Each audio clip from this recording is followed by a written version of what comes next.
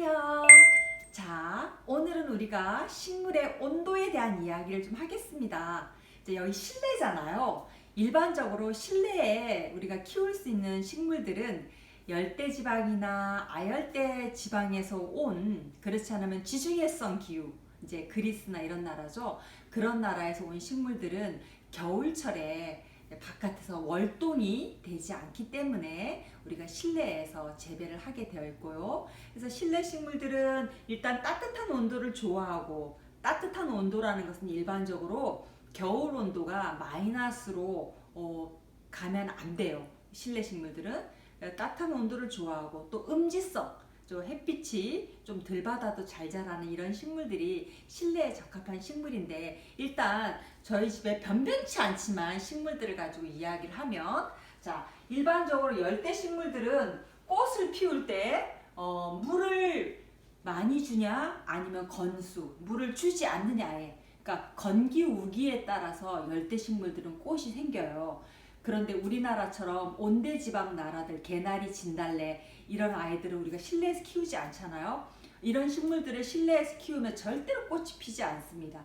그러니까 우리나라 온대 식물들은 겨울을 꼭 지나야만 꽃이 펴요. 그런 걸 갖다 저온 가뭄, 추위를 타야 꽃이 핀다 이런 뜻이에요. 저온 가뭄, 추나철이 이렇게 부르고, 실내 식물들은 우기 건기에 따라서 꽃이 핀다 이렇게 보시면 되겠습니다.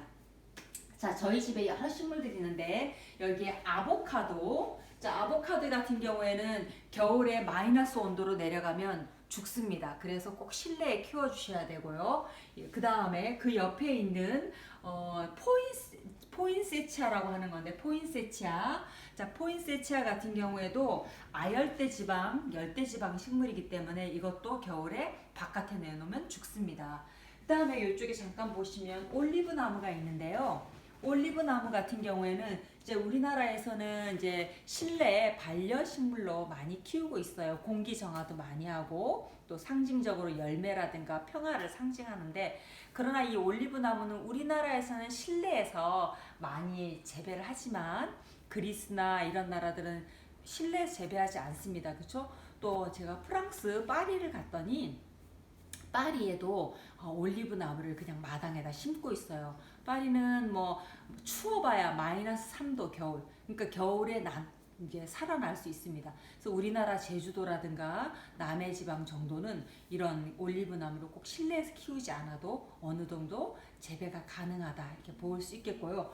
올리브 나무 같은 경우에는 열매가 열리려면 한 나무가 3년에서 5년은 자라야만 거기서 꽃이 피고 열매가 열립니다. 그러니까 꽃이 안 펴요. 우리 일반적으로 가정에서 갖고 있으면 한 5년 정도 지나야 꽃이 핀다 이렇게 보시면 되겠습니다.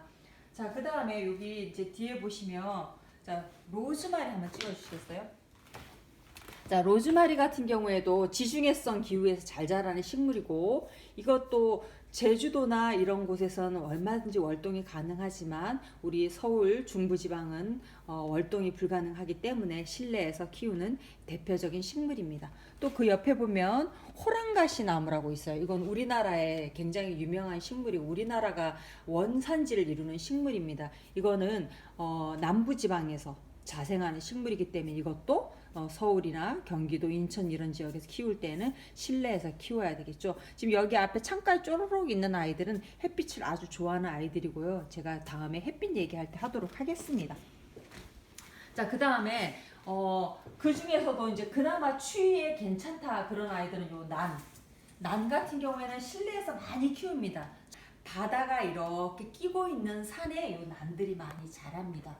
그래야만 난균이라는 게 있어갖고 종자가 발화해서 난이 생기죠. 난은 꼭 실내가 아니어도 되지만 우리가 실내에서도 잘 키울 수 있기 때문에 난을 실내에서 적정하게 키우고 있습니다. 그러나 이 출랑 같은 경우에 너무 따뜻한 데다 놓으면 꽃이 안 펴요. 그래서 이런 것들도 좀 차가운 창가, 베란다 이런 데서 키워야지 적정하게 키울 수 있지, 난이 또 실내 식물이라고 착각을 하셔서 너무 따뜻한 온도 안에 넣어놓으면 절대 꽃을 볼 수 없다, 이제 그런 이야기고요. 그 다음에 여기 이제 홍콩야자, 다른 말로 셰플레라라고 부르는데, 얘도 이제 동남아 열대에서 온 식물이에요. 그러니까 이런 녀석도 절대로 겨울에 바깥에서 살 수가 없습니다. 얼어 죽습니다.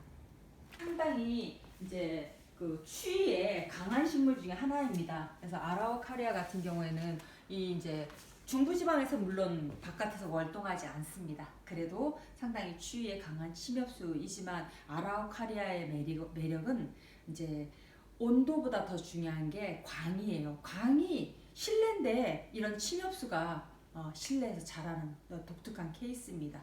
그래서 요 강 얘기도 다음에 한번 다시 하도록 하겠습니다.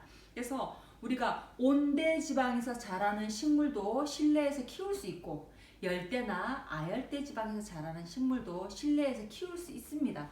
그러나 주로 이제 실내에서 키우는 식물들은 열대, 아열대 식물들이 더 적정한 식물이라고 말씀드릴 수 있어요. 왜냐하면 열대나 아열대 지방의 식물들은 음지에 이미 적응을 한 식물이기 때문에 그렇습니다.